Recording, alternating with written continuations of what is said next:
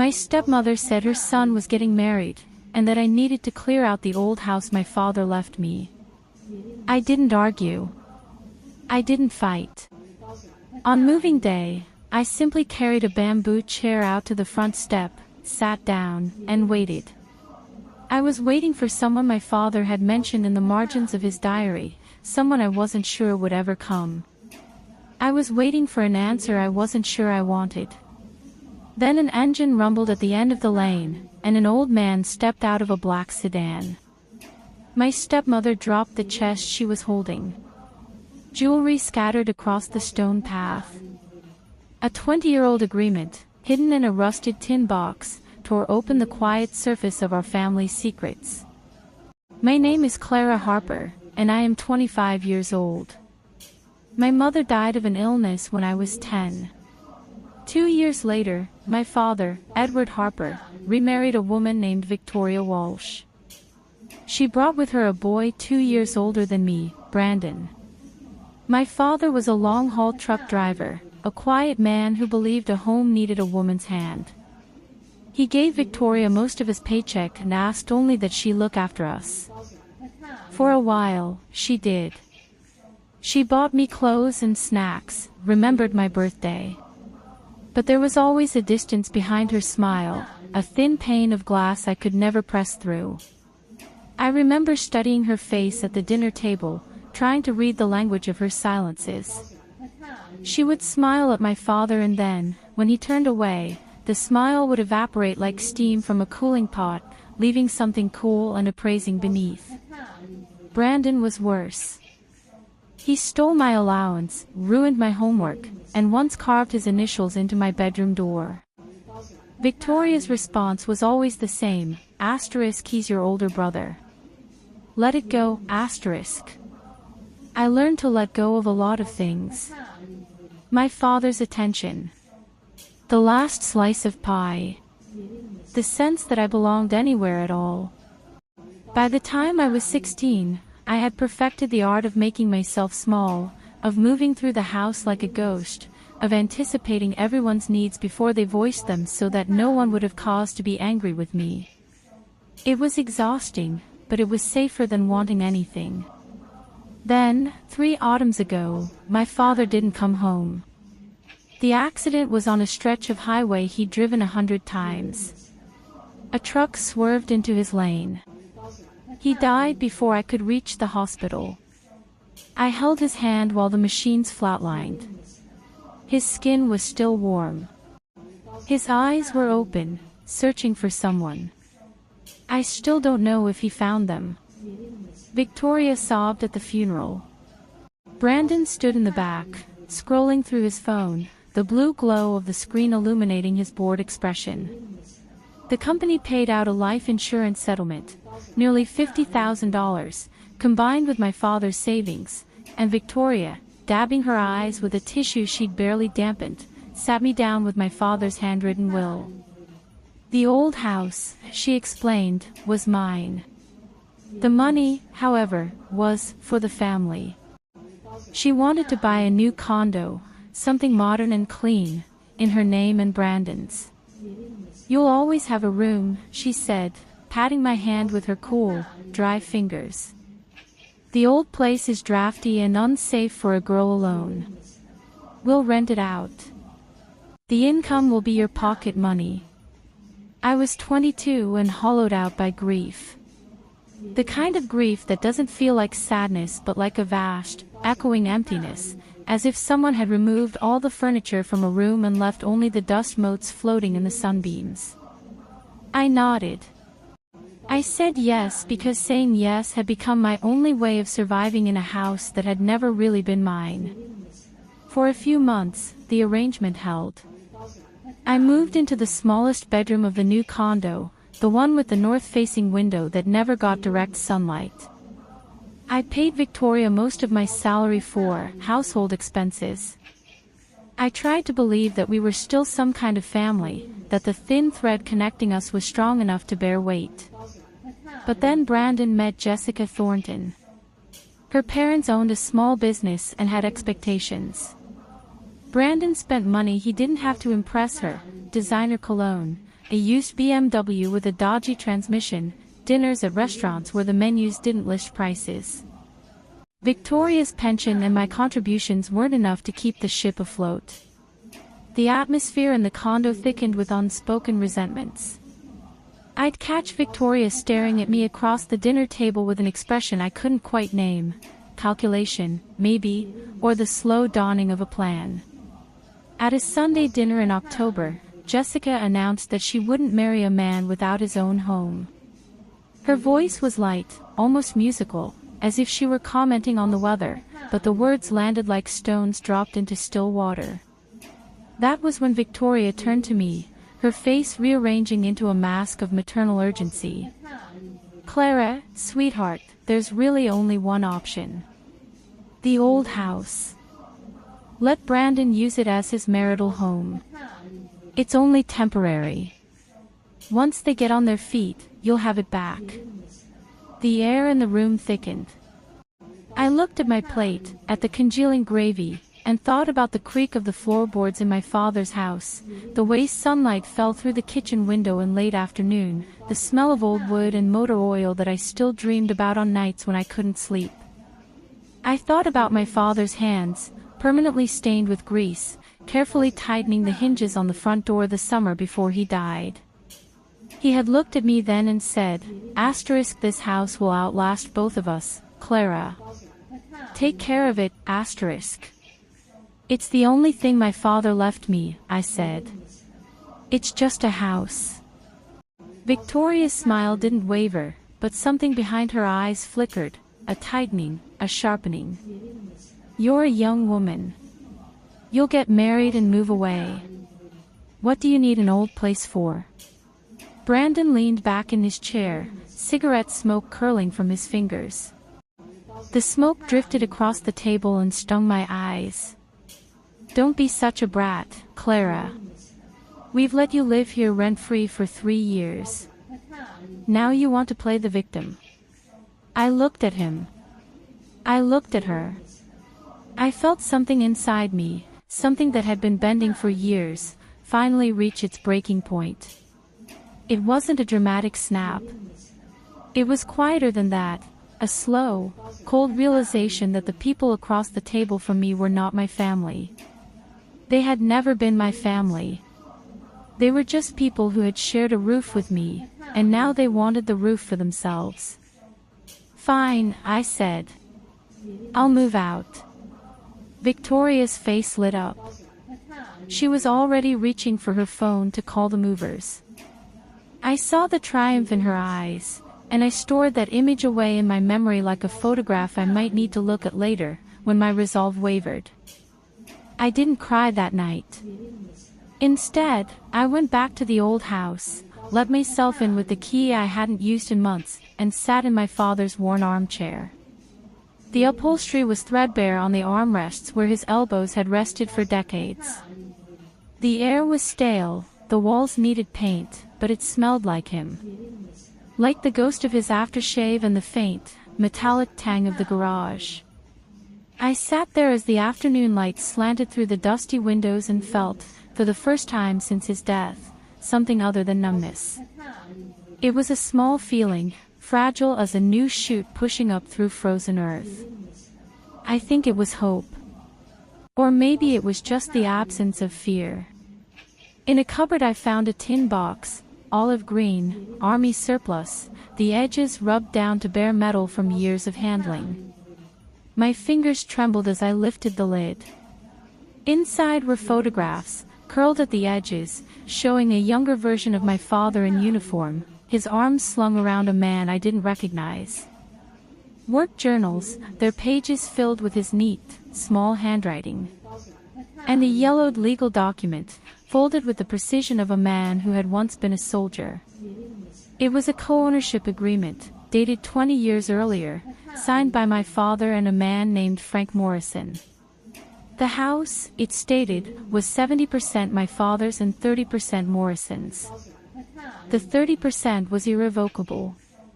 The house could not be sold or transferred without Morrison's written consent. At the bottom of the box lay my father's diary. The last entry was dated a week before his death. The ink was slightly smeared, as if he'd closed the book before it had fully dried. It said, asterisk, the thing the old captain entrusted to me. I think I've finally made some progress. I hope it can be a safeguard for Clara, asterisk. The old captain. A safeguard. I sat in that chair as the sun sank below the windowsill, the room darkening around me, and something shifted in my chest. Not hope, exactly. More like the memory of hope, a muscle I hadn't used in years, stirring awake. My father had never been a careless man. Every tool in his garage had its place. Every bill was filed in its folder. If he said he'd left me a safeguard, I believed him. I decided I would wait. I didn't know who I was waiting for. But I wanted to be there, at the front door, just in case. Maybe someone would come. Maybe no one would. But I had spent so much of my life surrendering. This time, I wanted to be a sentinel. On moving day, the truck arrived at 8 in the morning. Victoria's voice rang through the lane like a drill sergeant's. Careful with that. It's going to the new place. You break it, you pay for it. Workers hauled out my father's old furniture, his tool chest, the wooden radio cabinet he'd polished every Sunday with a soft cloth and lemon-scented wax. Each piece they carried past me felt like a small amputation. I didn't help them. I carried a single bamboo chair to the front step and sat down. The wood was cool against my palms. On my lap I placed the tin box, its weight grounding me. Victoria strode over, her heels clicking on the flagstones. She was wearing a new coat, I noticed, camel-colored wool, expensive-looking. Probably paid for with my father's money. Clara, what are you doing? You've been sitting there all morning like a statue. At least help. I'm just going to sit a little longer, Victoria, I said. My voice sounded strange to my own ears, calm, almost detached, as if I were listening to someone else speak. She stared at me, her mouth a tight line of irritation, and I could see her running through her options. Make a scene in front of the neighbors? Risk one of the workers overhearing something? Her eyes darted toward the lane, where Mrs. Patterson from next door was pretending to water her dead petunias while watching us over the fence. Victoria turned on her heel. Fine. Be stubborn. The sun climbed. The lane filled with the sound of furniture scraping and Victoria's orders. I sat still, the tin box growing warm in my lap. My back ached from the straight-backed chair, but I didn't move. I thought about my father, about his quiet steadfastness, about the way he used to say patience is just courage taking its time. And then, just after noon, I heard it, the low purr of a sedan engine. A black car pulled up at the mouth of the lane. It was immaculately clean, the kind of car that has just been driven a long distance and carefully washed before arrival. The back door opened, and an old man stepped out. He was lean and straight-backed, with close-cropped white hair and a face carved by decades of discipline. He wore a pressed jacket that had the faintly dated look of a man who dressed for occasions, who still believed that showing up mattered. Behind him came a younger man with a briefcase and gold-rimmed glasses, a lawyer, I guessed, from the careful neutrality of his expression. Victoria had just emerged from the house, cradling her rosewood jewelry chest. She saw the old man. Her face went slack. The blood drained from her cheeks so quickly it was as if someone had pulled a plug. Her fingers opened. The chest hit the ground. Necklaces spilled out like glittering snakes. A gold bangle rolled into a crack between the flagstones. Victoria didn't bend to pick it up. She just stood there, frozen, staring at the old man as if he were a ghost. The old man didn't look at the jewelry. He didn't even glance at the scattered wealth. He walked straight toward me, his footsteps steady on the old stone path, and his eyes, gray, sharp, the color of a winter sky, rested on my face with an intensity that made my breath catch. "You must be Clara Harper," he said. "Edward's daughter. You have his eyes." "I am."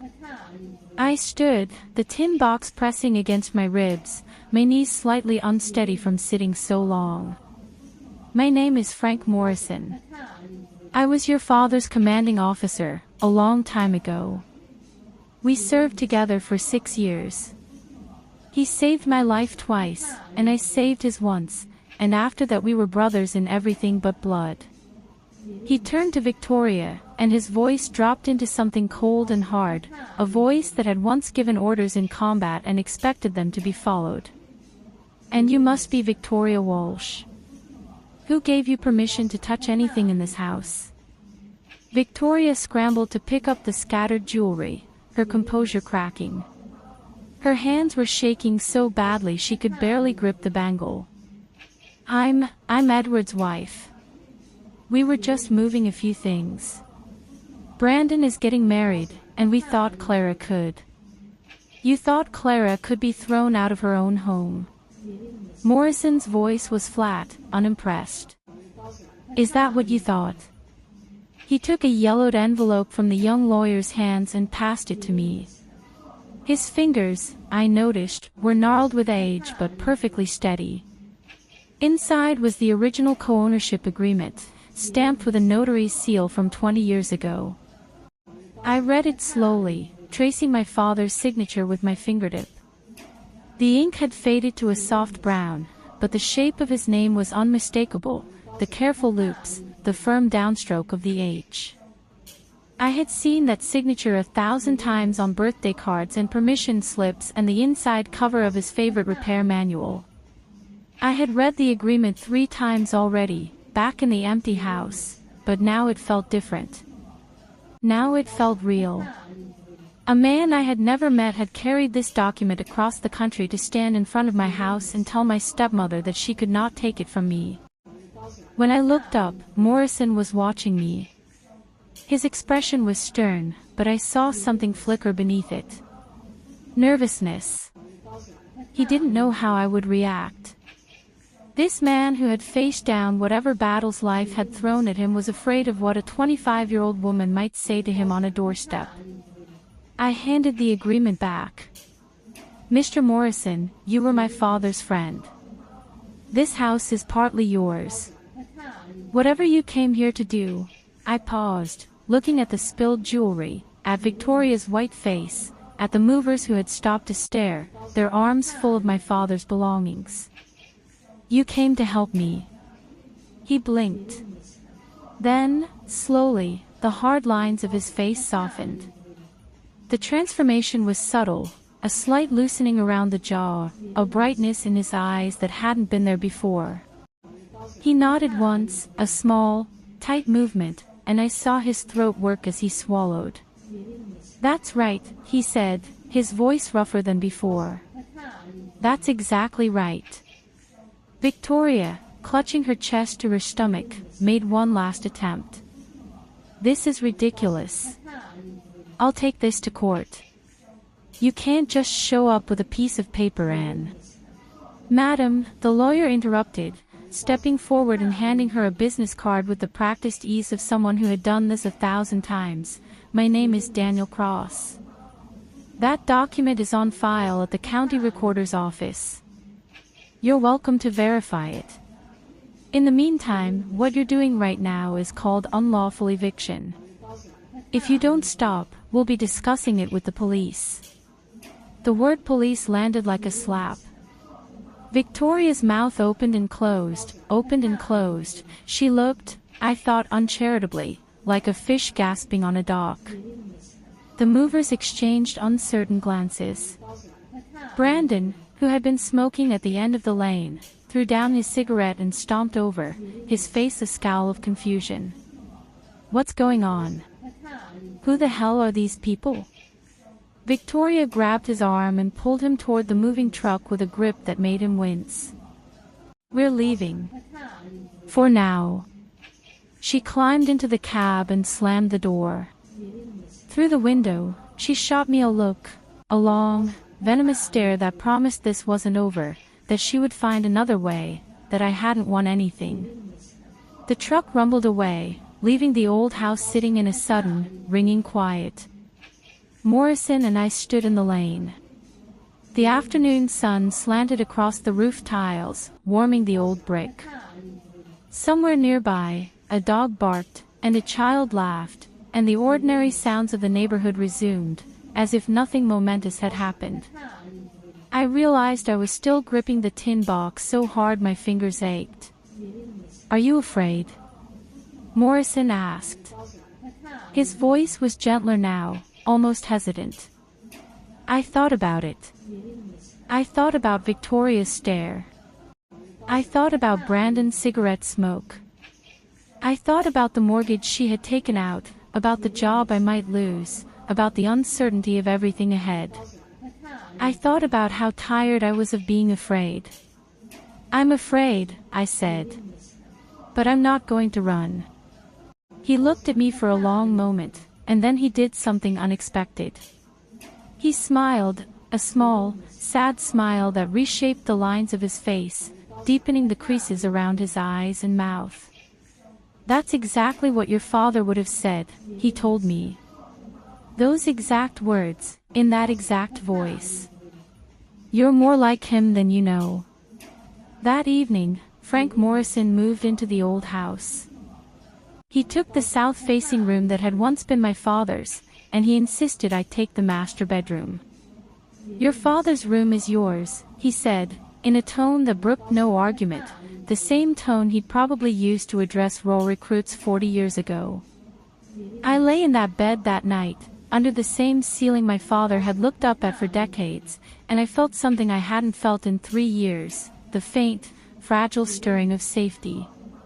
It wasn't much, a small ember, barely glowing. But it was there. Frank was a man of routines, and his routines became the skeleton of our days. He woke at 5:30, did a set of old army calisthenics in the yard, jumping jacks, push-ups, a series of stretches that looked punishing for a man half his age, then knelt by the locust tree with a trowel and a bag of seeds. He planted tomatoes and scallions and a row of marigolds he said would keep the aphids away. He didn't talk much, but when he did, it was in short, dry sentences that often made me laugh in spite of myself. "Your father," he said one morning, pulling weeds with the methodical focus of a bomb disposal expert, couldn't make a bed to save his life. "Looked like a sack of potatoes." I told him, "Edward, if the enemy sees that, they'll die laughing before we even fire a shot." I laughed so hard I snorted coffee through my nose. But there were other nights. Nights when I would wake to use the bathroom and find him sitting in the dark living room, my father's diary open on his knee, the moonlight catching the shine on his cheeks. He never made a sound, but the tears ran freely down his weathered face, and I would retreat silently to my room, understanding that some griefs are too private to witness. I never asked him what he was remembering. Some griefs don't need words. Victoria did not go quietly. 3 days later, she returned with Brandon and a handful of her relatives, a sister with bright lipstick named Pauline, a brother with a thick neck named Kurt, and staged a scene on our doorstep that was clearly designed for maximum audience impact. She wailed to the neighbors about the ungrateful stepdaughter and the strange man who had stolen her home. Her voice carried down the lane with the theatrical precision of a stage actor. Frank walked out, stood on the threshold with his hands behind his back, and said nothing for 3 full minutes. The silence was more devastating than any argument. Victoria's voice died in her throat. Her sister stopped mid-wail. Kurt shuffled his feet and looked at the ground. There was something about Frank's stillness that was louder than her screaming. "Are you finished?" Frank asked, when the silence had stretched to the breaking point. His voice was conversational, almost pleasant. Good. The law will decide who owns this house. If you come here again to harass my co-owner, I will call the police. And then I will personally ensure that every one of you is charged with trespassing and harassment. Now get off our property. They left. But as Victoria turned away, she looked back at me. The hatred in her eyes was like a cold hand around my throat. I had seen anger before, and resentment, and even cruelty. But this was something purer and more frightening, a hatred that had been marinating for years, that had nothing to do with houses or money and everything to do with something I didn't yet understand.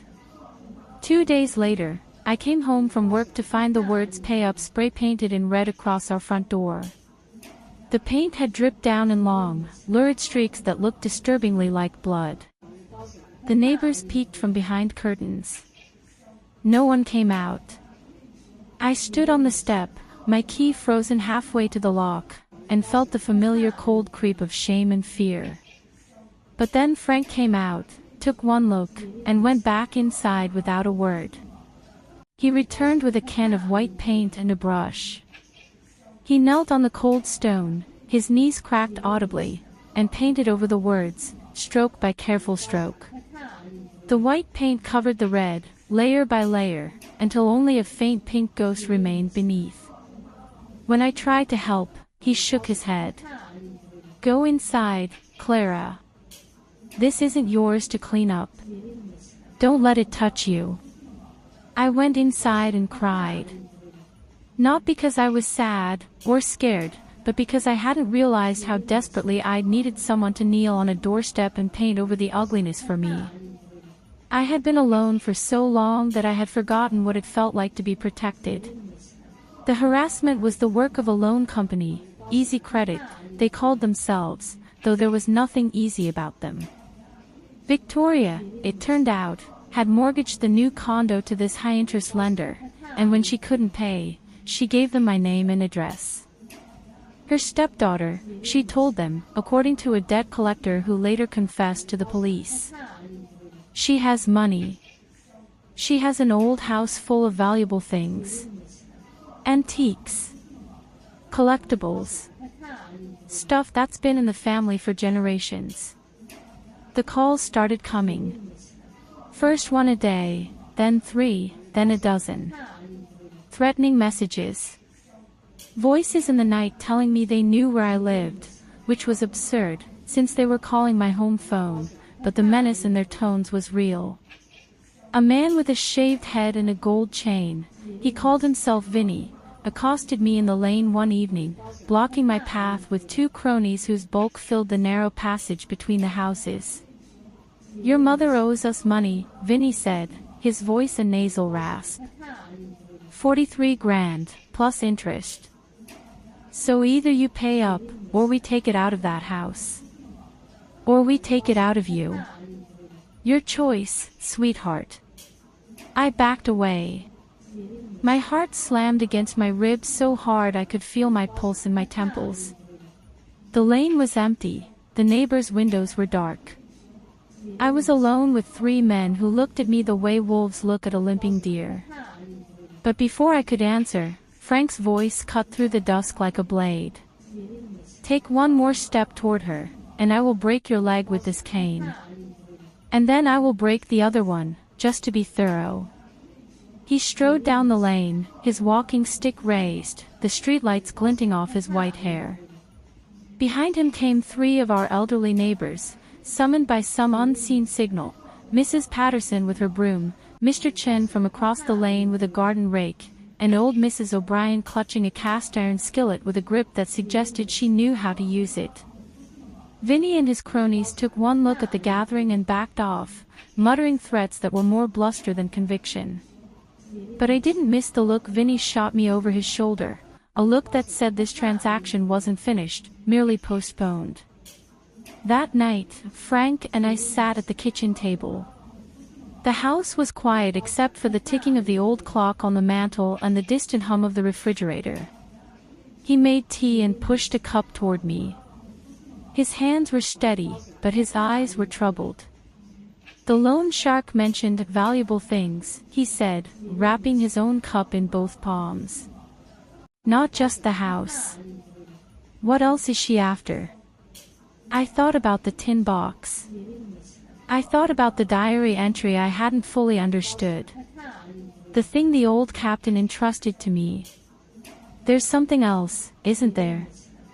I said, feeling the shape of the mystery pressing against the edges of my understanding. Something my father was hiding. Something Victoria knew about, or guessed about, and told those men. Frank was silent for a long moment. The clock ticked. The tea cooled in our cups. Then he said, "The locust tree. Your father used to bury things under it, tools, spare parts, things he wanted to keep dry. Did you know that?" I remembered. Summer afternoons when I was small, watching my father dig small holes by the tree's roots, wrapping tools in oilcloth with the tenderness of a man swaddling an infant. He told me it was just to keep the rust off. I had accepted this explanation without question, the way children accept all their parents' explanations. We went out that night, under a moon as thin as a fingernail, and dug. The yard was silver and black, the locust tree a massive silhouette against the star-scattered sky. The soil was soft and dark, still loose from Frank's gardening. A foot down, my shovel hit something solid with a dull thunk that vibrated up through my arms. We pulled out a green ammunition box, sealed with layers of oilcloth and plastic, the wrapping so thick and careful it took us 10 minutes to cut through it all. Inside were 3 things. A red silk pouch, the fabric faded to rust, containing a tarnished service medal. On the back, an inscription, asterisk to Edward Harper, from Frank Morrison. "Brothers in arms, asterisk." A sheaf of old military documents and letters, detailing a long-ago act of mercy and guilt. Frank and my father had sold surplus supplies to help a dying soldier's mother, then spent years repaying the debt in secret, carrying the weight of their transgression like a stone in the chest. And a small wooden chest, its brass fittings green with age. Inside the chest was a hand-drawn map. Faded ink, mountain contours, a dotted line leading to a label, Wild Crane Ridge. A mining claim, signed in an elegant, old-fashioned hand. Signed by my grandfather, Henry Harper. And underneath it, a note in my father's handwriting, on a scrap of paper so thin it was nearly translucent, asterisk the old captain's last wish. This map was his father's. It might be Clara's safeguard, or it might be a curse. "Be careful. Be very careful, asterisk." The name Old Captain referred, I now understood, not to Frank but to Frank's father, Arthur Morrison, a geologist who had once worked with my grandfather in the southern mountains. The 2 men had dreamed of a tin mine at Wild Crane Ridge, had poured their savings and their hope into the venture, and had died before they could see it through. Their dream had passed down through the decades like a splinter under the skin, hurting every generation that carried it. We buried the box again, deeper this time. Frank patted the soil flat with his palms and scattered dead leaves over the spot, hiding any trace of disturbance. But we couldn't bury the questions. Who else knew about this map? What had Victoria already told the debt collectors?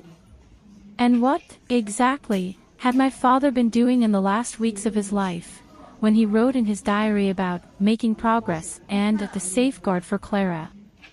That week, I lost my job. My boss, Owen Strickland, called me into his office with a strained expression that told me everything before he even opened his mouth. He was a decent man, fundamentally, but he was also a coward, and the look on his face was the look of someone about to do something he knew was wrong but lacked the spine to resist.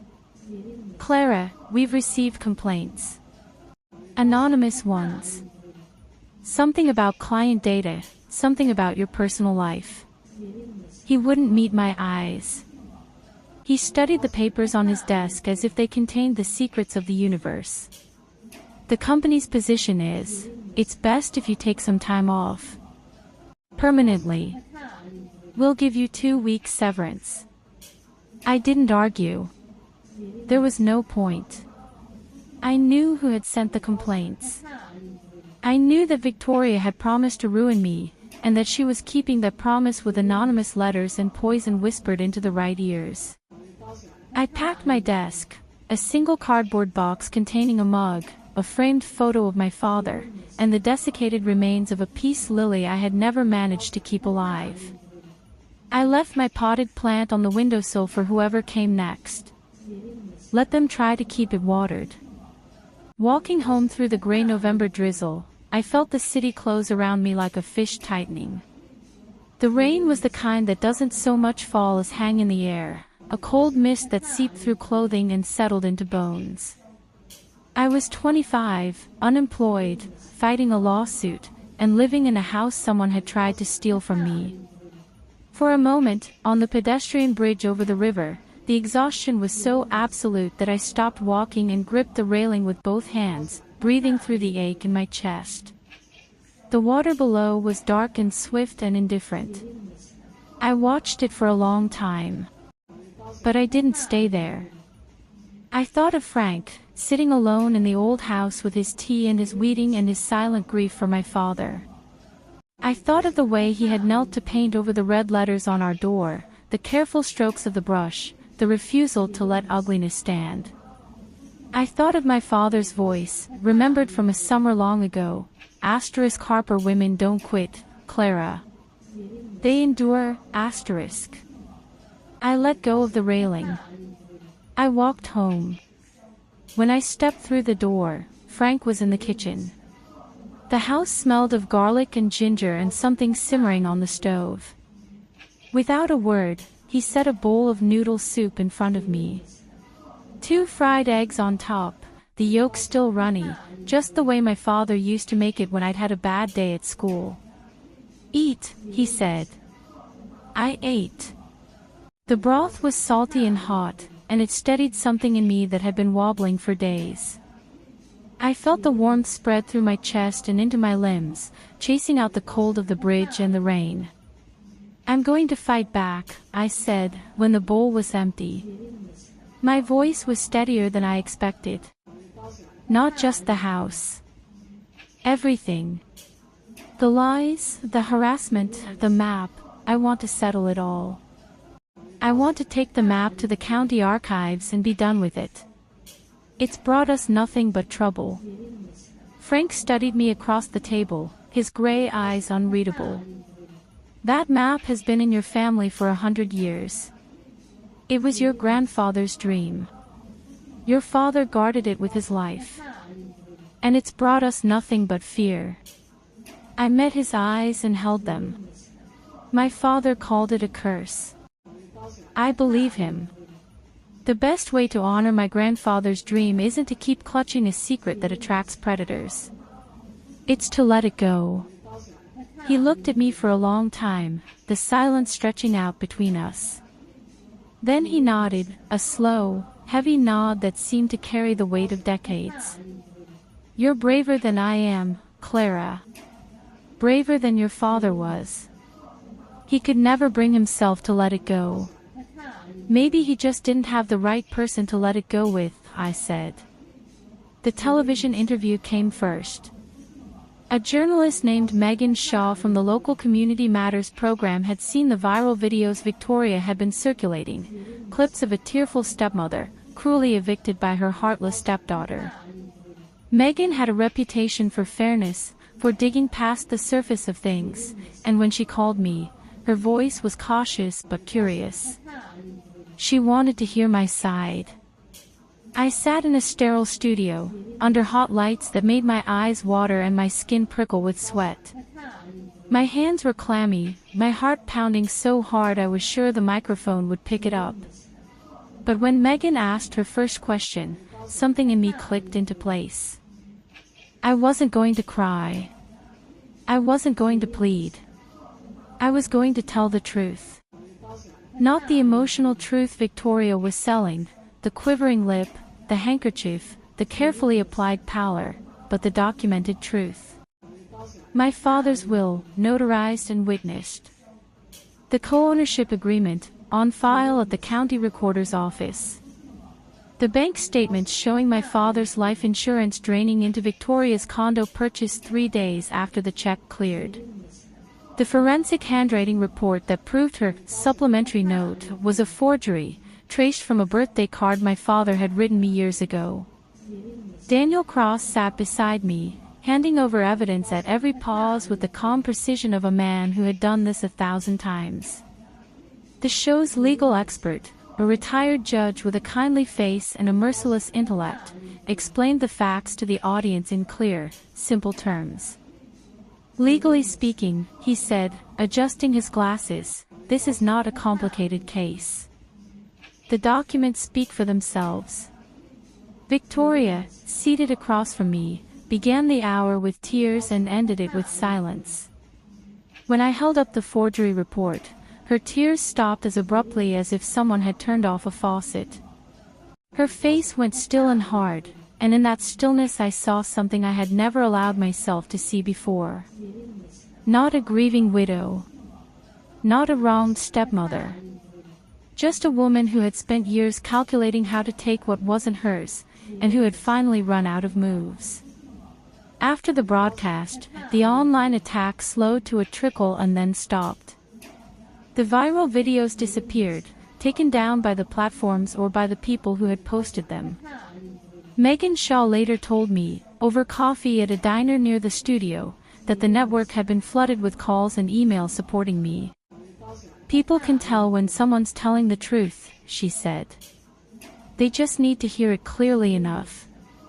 Then came the trial. A wood-paneled courtroom that smelled of old paper and floor wax. A judge with a face like a weathered cliff.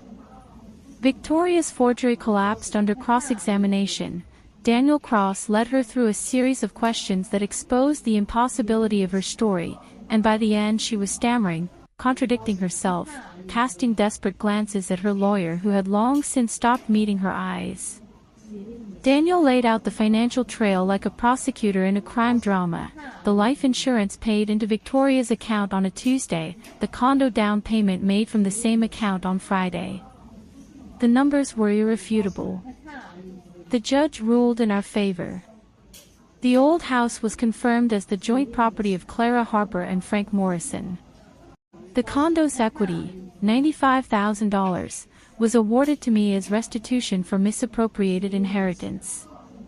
When the gavel came down, the sound was like a door slamming shut on a chapter of my life. Victoria appealed, then dropped the appeal. I heard through the neighborhood grapevine that her lawyer had advised her she would lose again, and that another loss would be worse than a retreat. Brandon was arrested soon after, not for the forgery but for conspiracy in an attempted burglary. It turned out that Vinny the debt collector, frustrated by Victoria's inability to pay and intrigued by her hints about valuable things in the old house, had decided to help himself. He and 2 accomplices had tried to break into our home in the middle of the night. They hadn't counted on Frank Morrison, who had spent 30 years in the military and who kept a loaded shotgun in his closet and a baseball bat under his bed. He had heard the window rattling, had called the police, and had held the intruders at gunpoint in the kitchen until the squad cars arrived. Under interrogation, Vinny had been eager to share everything he knew in exchange for a lighter sentence. Brandon, he told the police, had drawn them a map of the property. Here's the locust tree, he had written. Dig there, he had known exactly where my father buried things. Brandon was sentenced to 18 months. I didn't attend the sentencing. I didn't need to see him in handcuffs. The image I carried with me was older and more durable, a boy carving his initials into my bedroom door, a boy who had grown into a man who carved his greed into other people's lives. Some people don't change. They just become more themselves. I visited the county archives on a bright spring morning, carrying the map in a protective sleeve I had bought specially for the purpose. The building was old and grand, with marble floors and high windows that let in long columns of sunlight. A kind woman named Linda Vance accepted the map with a quiet reverence that surprised me. She handled the old paper as if it were a living thing. "This will be preserved," she said, her voice hushed. "A piece of local history. We've been trying to document the early mining claims in the Wild Crane Ridge area for years. This fills in a significant gap." She handed me a certificate of donation, and I walked out into the sunlight feeling lighter than I had in years. The map was no longer a secret to be guarded or a treasure to be coveted. It was simply history, old ink on old paper, a record of two men's dreams. Its power over me was gone. Frank and I still live in the old house. He tends his garden, which has expanded to include 3 varieties of tomatoes, a row of runner beans, and a pumpkin vine that has grown so aggressively it's threatening to engulf the shed. He plays chess with Mr. Chin from across the lane. They've developed a rivalry of epic proportions, and wears his volunteer neighborhood patrol vest like a uniform of honor. When new families move into the area, he brings them vegetables and offers to check their window locks. An old soldier's habit, he tells them. They think he's being charming. They don't realize he's dead serious. I used the restitution money to start a small nonprofit. We provide legal aid to veterans and their families, helping them navigate benefits claims, fight wrongful evictions, access the support they earned but were never taught how to claim. The first case was an old soldier named Walter who'd been cheated out of his workers' compensation after an accident on a construction site. He had been fighting for 3 years, writing letters that went unanswered, making phone calls that ended in hold music. Daniel Cross took the case pro bono and won it in 6 weeks. When Walter called to thank me, his voice cracking with emotion, I told him he should thank my father. "He's the one who taught me," I said. "In a foxhole, you cover your buddy's back. That doesn't stop just because the war is over." The letter came in late autumn, almost a year to the day after Frank had first appeared in the lane. It was in a plain white envelope, postmarked from a town I didn't recognize, addressed in handwriting that looked like it had taken a great deal of effort to produce. Inside was a single sheet of lined paper, the kind you buy in a drugstore pack of 3, covered in small, cramped script. I read it standing in the hallway, the afternoon light fading around me. "Clara. I don't expect you to read this. I don't expect you to forgive me. I'm writing because there are things I need to say, and I no longer have anyone else to say them to. I married your father because I was running from something. I don't know if you ever knew this about me, probably not.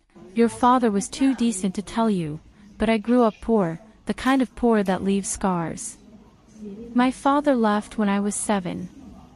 My mother worked double shifts at a diner and died of a stroke at 52. I told myself I would never end up like her. I told myself I would do whatever it took to be secure, When I met Edward, he was kind and steady and he had a house and a job and a daughter who looked at him like he was the sun. I thought if I could attach myself to him, some of that steadiness would rub off on me. Some of that light would fall on me. For a while, it did. He was good to me in a way no one had ever been good to me before. He never raised his voice. He never made me feel small, but there was always a part of him that was closed off. A drawer in his desk he kept locked. A box in the cupboard he never opened in front of me. A name, Morrison, that he mentioned once, early in our marriage, and then never again. I knew he was keeping something from me. I thought it was money. I thought he had resources he was hiding, hoarding, protecting for you while Brandon and I got the scraps, I was jealous. There, I've said it. I was jealous of a dead woman's daughter because your father loved you with a wholeness he could never give me. And that jealousy curdled into something ugly. I started to believe I deserved more. That I was entitled to whatever he was hiding. That if I could just find it, my future, Brandon's future, would be secure, asterisk. Asterisk when he died, I thought it was my chance. I thought I could finally take what I believed I was owed. But the box was already gone. He had moved it, or hidden it, or done something with it, and I couldn't find it. I searched that house top to bottom a dozen times. I told Brandon about it, and he told Jessica, and somehow the information got to the wrong people. I never meant for anyone to get hurt. I just wanted to be safe, asterisk. Asterisk, I'm not asking for your forgiveness. I know I don't deserve it. I'm writing because I'm living in a rented room in a town where no one knows me, and my son is in prison, and I have a lot of time to think. And what I think about, mostly, is the day your father proposed. He took me to a diner, not a fancy place, just the one on the corner of 5th and Main, and he said, "Victoria, I can't give you the world, but I can give you a home." And I believed him. I really did, asterisk. Asterisk, I don't know when I stopped believing him. Maybe I never did. Maybe I was always waiting for the other shoe to drop, for the security to be snatched away, because that was all I'd ever known. And in waiting for it, I made it happen, asterisk. Asterisk, I'm sorry. That's all. I'm sorry, asterisk. Victoria. I read the letter 3 times. Then I folded it carefully along its creases and put it back in the envelope. I didn't cry. I didn't feel vindicated. I felt something more complicated, a sadness that was almost like grief, but for someone I had never really known. Victoria had spent her whole life chasing security and had ended up with nothing. She had been so afraid of losing that she had made loss inevitable. I thought about writing back. I thought about visiting her.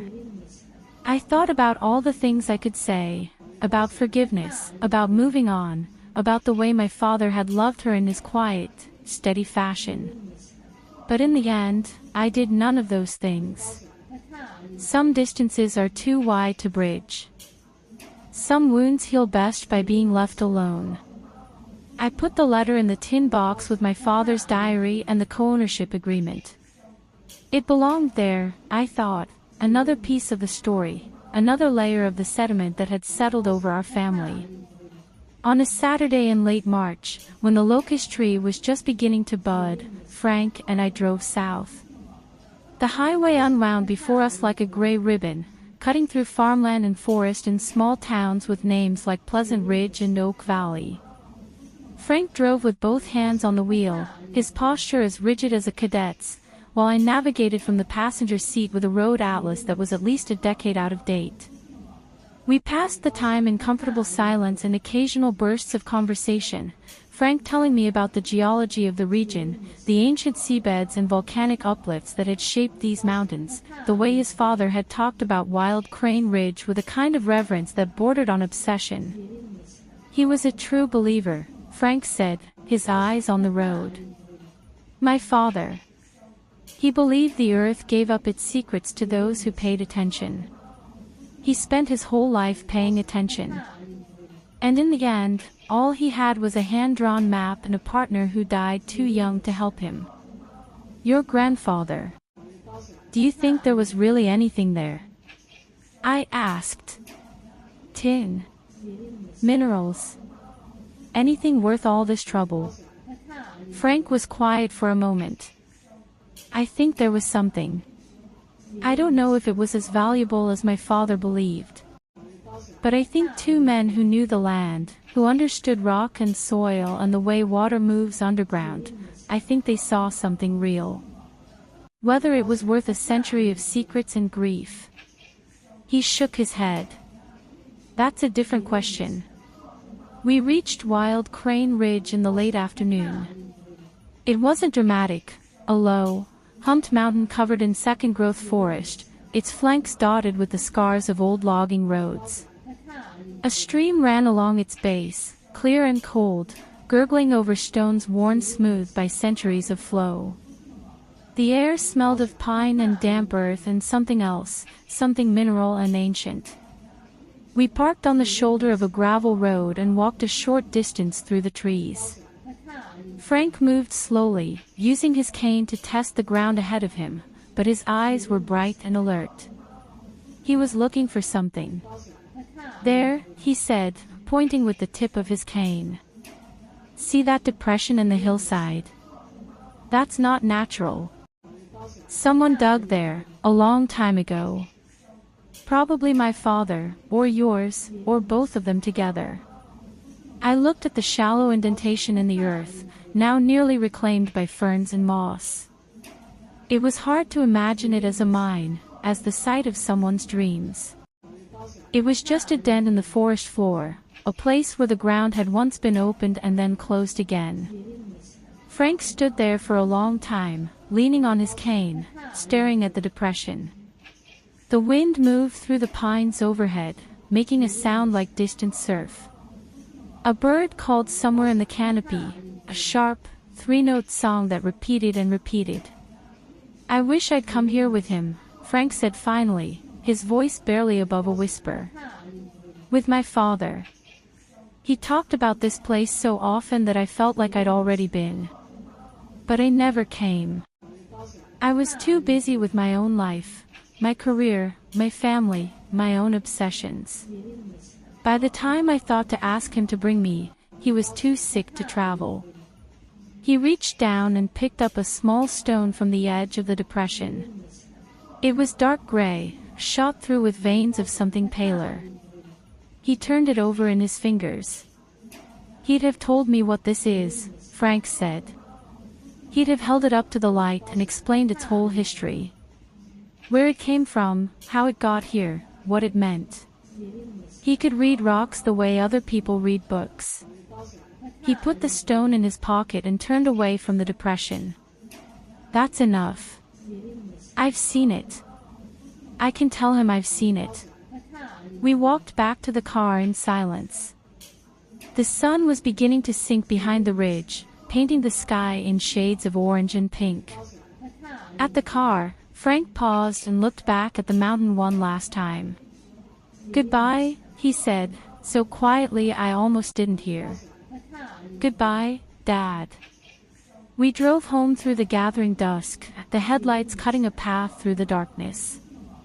Frank was quiet, but it was a peaceful quiet, not the heavy silence of grief but something lighter, the silence of a burden being set down. "Clara," he said, as we crossed the county line and the lights of our town came into view, "thank you for coming with me." "Thank you for asking me," I said. When we pulled into the lane, the old house was waiting for us, its windows glowing with the light we'd left on in the kitchen. The locust tree was a dark silhouette against the stars. The garden Frank had planted was beginning to show its first spring growth, tiny green shoots pushing up through the dark soil, reaching for the light. It's been 2 years now. Frank's garden has expanded to the point where he's had to build a second raised bed, and his tomatoes have become the stuff of neighborhood legend. Mrs. Patterson from next door trades him homemade jam for his heirloom varieties. Mr. Chen brings him cuttings from his own garden and gets pumpkin starts in return. The old man who arrived as a stranger has become, against all odds, the heart of the lane. I run the nonprofit full-time now. We've helped over 40 families since Walter's case, veterans and their widows, their children, their grandchildren. We've fought insurance companies and landlords and a bureaucracy that sometimes seems designed to exhaust people into giving up. We've won more than we've lost. And when we lose, we appeal. Frank calls it my campaign, and every morning he asks for a situation report. Some days I think he's more invested in the nonprofit than I am. Last week, I got a letter from Brandon's parole officer. He's been released, living in a halfway house 2 states away. He has a job at a warehouse. He's attending mandatory counseling. The letter was a formality, a notification required by the court, but I read it twice anyway. I don't know what I feel about Brandon: anger, pity, a weary sort of hope. Maybe all three. Maybe none. The truth is, I don't think about him much anymore. He's part of a chapter I've closed. Victoria, I hear through the neighborhood grapevine, is living with her sister in a small town upstate. She works part-time at a library, shelving books, and keeps to herself. She hasn't tried to contact me since the letter, and I haven't tried to contact her. I think we both understand that the story between us is finished. Sometimes, late at night, I think about writing to her. I think about telling her that I understand, at least a little, what it's like to be afraid. To feel like the ground beneath you is never quite solid. To make choices out of that fear that look monstrous in retrospect. I think about telling her that I don't forgive her, I'm not sure I ever will, but that I don't hate her anymore either. That the hatred has faded into something quieter and more complicated. But I never write the letter. Maybe I will someday. Maybe I won't. Some things, I've learned, don't need to be said out loud to be true. The old house settles around us with its familiar creaks and sighs. The roof I repaired with the restitution money keeps the rain out. The locust tree is taller now, its branches reaching higher, its roots sinking deeper into the earth that once held my father's secrets. And Frank is 91 years old, and he still does his calisthenics every morning, and he still calls me soldier when he wants me to be brave, and he still sits in my father's armchair on rainy afternoons, reading the same worn paperback thrillers he's read a dozen times before. Last Sunday, we sat on the porch in the late afternoon, watching the light change. The locust tree was in full leaf, its branches swaying gently in the warm breeze. Frank had a cup of tea balanced on the arm of his chair, and a plate of shortbread cookies between us. "Clara," he said, not looking at me, "I want you to know something." "What's that?" "I came here expecting to do a duty. To honor a promise I made to your father 40 years ago. To make sure his daughter was looked after." He turned his cup in his hands, watching the tea swirl. "I didn't expect to find a family. I thought I was too old for that. I thought that part of my life was over." I didn't say anything. I just reached over and put my hand on his gnarled, liver-spotted hand that had once held a rifle and a trowel and a paintbrush, that had painted over ugliness and planted tomatoes and steadied me when I wobbled. "You're not too old," I said. "And it's not over." The light faded. The first stars came out. We sat there in the quiet, two people who had found each other through loss and memory and a yellow document signed 20 years ago, and we didn't need to say anything more. My father once wrote in his diary that he hoped to leave me a safeguard. He couldn't have known, when he wrote those words, what form that safeguard would take. He couldn't have known that it would be a man, not a map. A friend, not a fortune. A home, not a house. But I think, wherever he is, he knows now. Every storm, eventually, passes. Hold on to what is true, and the sky will clear. And sometimes, if you're lucky, if you're very, very lucky, someone will be waiting on the other side of the weather, ready to walk you home.